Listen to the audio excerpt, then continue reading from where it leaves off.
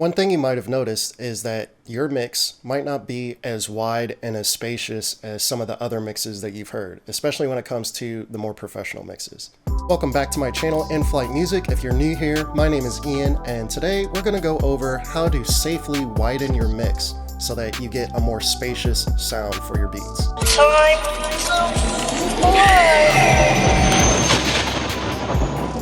And make sure you watch to the very end to actually see my favorite method for widening my mixes.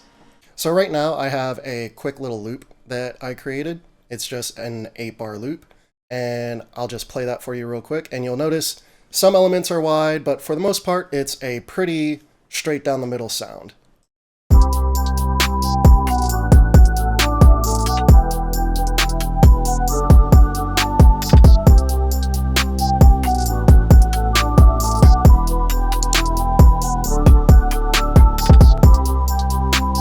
Most people will tell you to start off with these mono/stereo knobs. So right now I have my kick set to mono, and you do that by turning the knob to the right, and you just turn it to the left to get stereo. But there is an issue with that. What I recommend is downloading Span, and Span is a free plugin. I'll leave the link in the description. And it has a correlation meter. And what this meter does, it tells you how mono or how stereo your signal is. If it's too stereo, meaning it won't translate over to mono, so listening on the phone, listening in the club, on club speakers, PA systems, a lot of those, you'll actually lose some of the information because the phase of each of the sides, the left and right side, will actually clash with each other and cancel each other out. So let's go ahead and take a look at what my correlation meter says right now.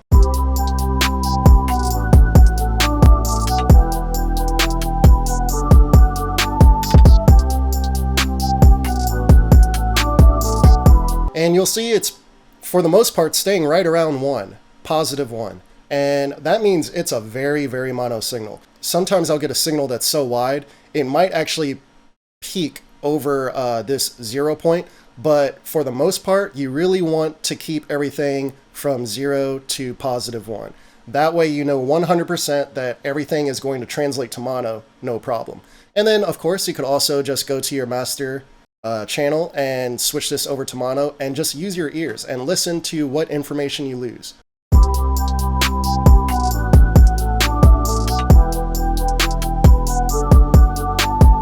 Now, trust me, I get that it sounds worse than stereo, but what you're really listening for is not whether it sounds better or worse. You're listening for what signals get eliminated from the sound when you combine everything to mono. Another thing people will tell you will be to make sure you pan everything left and right. You'll notice none of this is panned. Usually when I pan things, it's in here, in the actual channel itself, and then I'll just make any fine-tune adjustments in here. This was a really quick beat, so I actually have not a single thing panned. So you might say to yourself, well, let's go ahead and go in here and just start panning things left and right, like hi-hats, rides, basically anything that you don't want straight down the middle, like your kick, your snare, your clap, your 808, your bass, all those you want straight down the middle, but everything else you kind of want off to the sides. But there's a neat little trick that I like doing when it comes to percussion elements like hi-hats, rides. And the reason I like doing this is because sometimes it just sounds weird having a hi-hat that's constantly on the right side or constantly on the left side, even though that is realistic. But one of the cool things that I like to do, this will give you the illusion of extra stereo width for sure with your hi-hats. So basically this is an LFO, and this is going to control the panning of this hi-hat going left to right. We're going to switch this over to pan, and then you could adjust the amount and the speed here and the LFO shape. So right now, let's just keep it on sine wave. That means it'll have a smooth transition from left to right. If we moved over to this saw wave, it would be really jagged left to right. So let's keep it smooth, and let's just adjust the amount and listen. I'm actually going to solo this.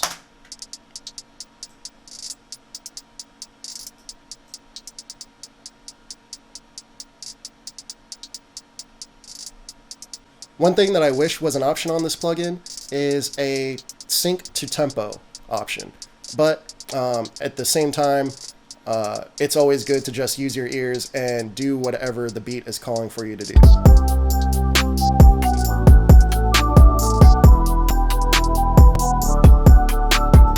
And let's go ahead and check our mono signal. I'm 100% sure this is going to sound, we're not going to have any issues with the auto pan here. That's why this is a really good option. 9 times out of 10, actually I would say 10 times out of 10. I've never had any stereo correlation issues using Panomatic.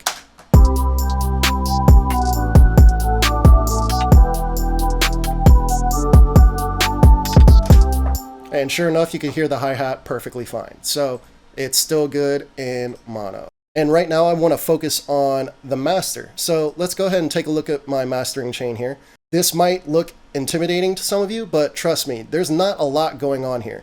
So I do have a little bit of EQ, overtone, which is a badass mid-side EQ that I got for really cheap at Plugin Boutique. But this isn't necessary. That's actually another technique that I'm going to go over in this video. And then a little bit of soft clipper with some of the threshold turned down a little bit. And that's just getting some extra saturation from the signal. The signal going into this is really low. So turning this threshold down gets me just a little bit of that saturation that I'm looking for. And then Fruity Limiter, you'll see that it's barely hitting. Just little baby taps to control the signal there. And then I have Maximus. This is also doing baby taps on the low end, the mid, and I believe the highs are clear. So here's actually how I like to get some stereo width out of my master. If you go into Maximus, I've been using Maximus a lot more heavily in 2019 compared to my previous year. So in 2020, Maximus is going to be one of my main mastering plugins for sure. I'll definitely do an in-depth tutorial on this. But in terms of getting stereo width using Maximus, some of you probably already know this. This is your stereo width knob. So it's just like these knobs down here. You turn it all the way to the right, you get a mono signal, you turn it all the way to the left, you get 100% stereo separation. So for your low end, if you take a look at these bands here, I have my low end from about 150 all the way down. I have all of that in mono. And then for my mid signal, I just have a slight stereo separation, 8%, 8 to 10%. And then on my high end, I have 25%. So the higher the frequency, the more spread out things get. But the curious thing is, here on the master, I actually have this set 4% merge. So it's 4% more mono overall on the signal. So that's just one trick that I like to do to still get some width from the signal, but at the same time, ensure mono compatibility. You have to keep in mind that every time you spread any of the signal out, it becomes less powerful. So going into the master and just merging this just a little bit, you're going to get a little bit more power out of these widened signals that you have here. So you saw that I brought up overtone. There is a way to do this in FL Studio as well. But if you do have a mid-side plugin like overtone or even Ozone 8 Elements, both of these do mid-side processing. I'll let you listen to this with it off and then on, and you'll just notice just a slight difference. It's not heavy-handed here.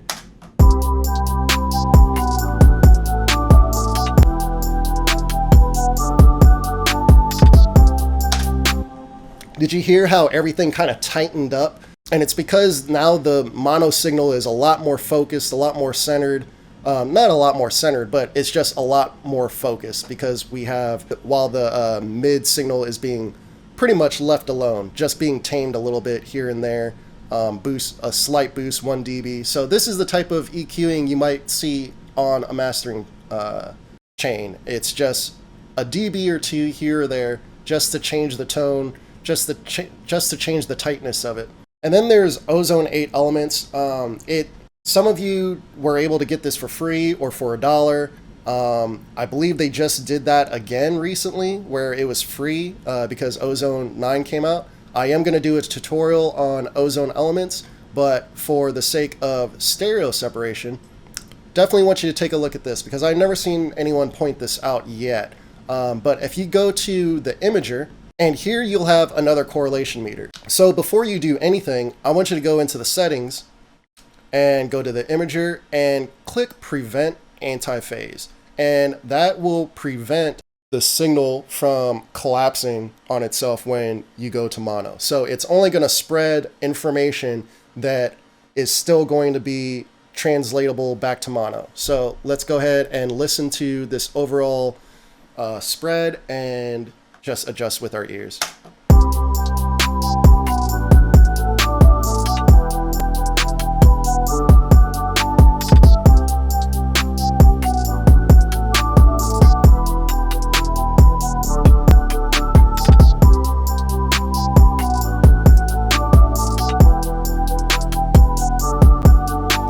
See that this is staying right around +1. Let's crank this up and see if we can actually get it down to -1.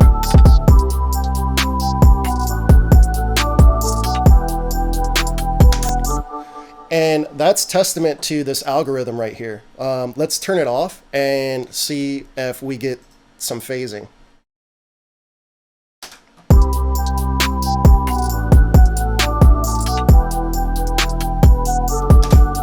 And sure enough, we do. We saw it creep a little past 0 right there, just a little past 0. And like I said before, sometimes I will have mixes that touch 0 or go a little past 0. That's okay, as long as, for the most part, most of the signal is from 0 and above. But yeah, I'm actually going to leave that at 0. My preference is Maximus, just to keep the lower frequencies mono. And the thing is, with ozone elements, it's spreading everything at once. Also, if you're wondering what ozone is actually doing here, it's just bringing up the level and making sure there are no peaks, but you'll see that overall, this isn't hitting the ceiling. So ozone is just there for a safeguard. It's not actually doing any limiting here.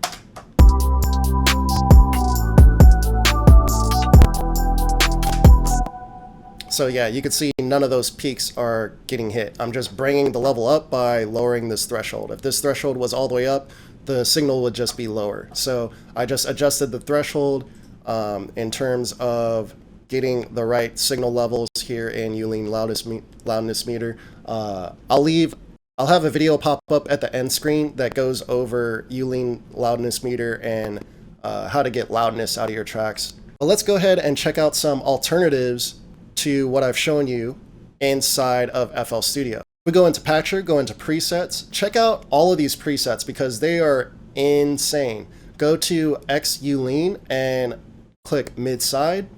And basically we have control over the mid signal and side signals volume. So let's just go ahead and listen to how good this sounds just by increasing the side signal. And then we'll adjust this output volume to level match.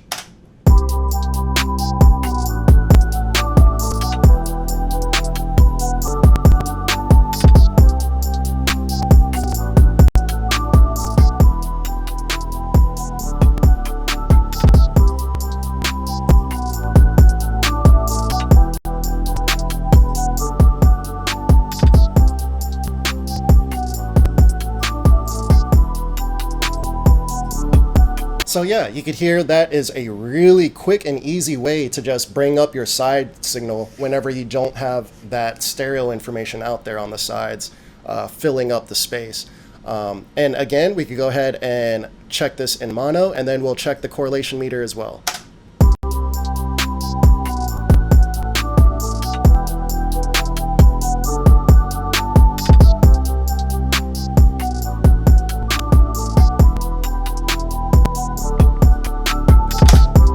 Now I feel like I am hearing some sort of phasing with this. So let me just go ahead and check span and look at the correlation meter here.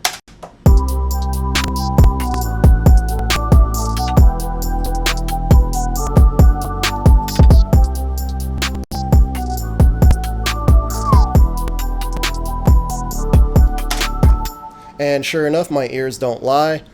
We just saw this dip right around 0 and even below 0. So as good as this sounds, that's definitely not my go-to option, especially when you see that this was barely moved up. But if you were to add this on an individual track, this would be perfect. So I wouldn't use this for mastering. I just wanted to show you how dramatic this thing can get when you put it over the entire master.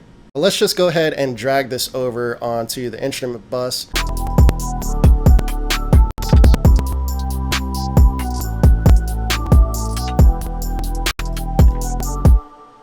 And sure enough, when you put it on the instrument bus as a whole, it still stays in the green for the most part. That still really proves right there that this plugin is really more suited for individual tracks or buses. So let's go ahead and clear this out, and I have an even better solution than that. This actually refers back to overtone or ozone elements. Ozone elements and overtone both have mid-side processing, but if you don't have either of those plugins, here is how you could just do it yourself. Go to voxingo.com, download this plugin. It's 100% free. It's basically a mid-side plugin, and I'm going to add 2 of those, and I'm going to link this out to here. And you'll see in these controls you have a mid gain, side gain. So I'm going to turn down the side gain on this one, and I'm going to turn down the mid gain on this one. So this is now our mid signal, and this is our side signal. And I'm going to add 2 EQs. And all I'm going to do is just make sure that each of these go separately into each of the EQs and link those back to FL Studio. And now we have a mid-side EQ. Now what's really cool about this versus the you lean mid-side, now we have control over the mid EQ, which we could make the mid signal more powerful in the low end, take out some space for the vocal, and then on the side signal we can add some air and get rid of any side information around the bass and kick, just to make sure that those are breathing all by itself, all on its own. Nothing else is taking up that signal. And then if you notice that your signal is too muddy on the sides, I recommend decreasing right around 2 to 500, 2 to 600. Usually there's a lot of mud that builds up around here, and that goes for the mid signal as well. But if you hear that it's a little thin, then this is the area that I would actually boost. That'll just give some weight and power to your side signal as well, if you need it. So yeah, I recommend saving this as your own preset. Save as. I saved it as mid-side. Most of the time I'm just using overtone or ozone elements, but this is good to have just to load on any of these individual tracks where I want to do a quick mid-side. So here's my favorite way to do it. Here's my favorite way to get some stereo width on my individual tracks in the mix. This plugin is 100% free. It's by Infected Mushroom by Polyverse. It's called Widen. Very similar to the widening algorithm inside of Ozone 8 Elements when you switch it over to the anti-phase mode. So let's go ahead and turn this off. Let's set this back to 0, and let's go ahead and increase this until we like it.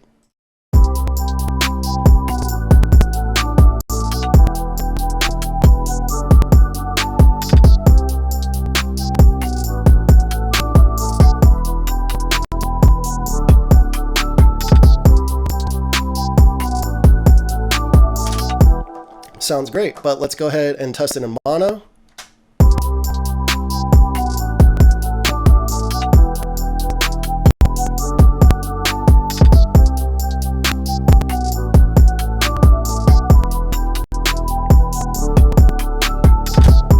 And sure enough, all the signals sound nice and strong. And let's just double check that with our correlation meter.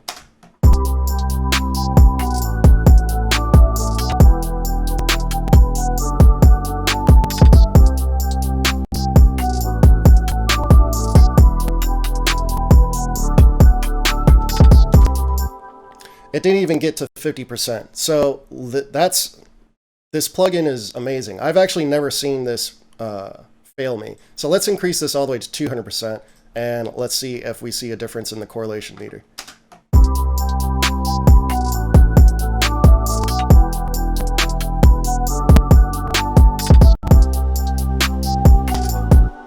And when you get to 200%, yeah, it dips a little closer to 50%, maybe a little bit below.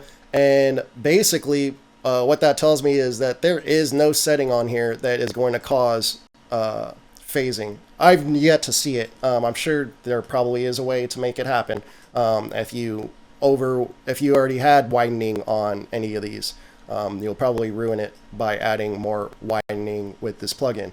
But I would say this, if you're just looking to quickly widen an individual track, this would be my go-to plugin for sure, versus using the stereo knob down here, because that definitely can cause phasing issues. And then on the master, I'm using things like overtone, mid-side EQs, and then I use Maximus for multi-band stereo imaging, which the full version of Ozone also has. It's actually a little bit better because you can create more bands than 3, but Maximus does pretty well for what I'm using it for. And then if you wanted to, Ozone also has its mastering imager. Just make sure you turn on the prevent anti-phase whenever you use this, just so that you ensure that the signal is still going to collapse back to mono perfectly well. Like I said, I'll leave you with some other related videos for mixing and mastering that you might want to watch right here for you. Make sure you subscribe and hit that notification bell for new videos, and I'll see you in the next one. Peace.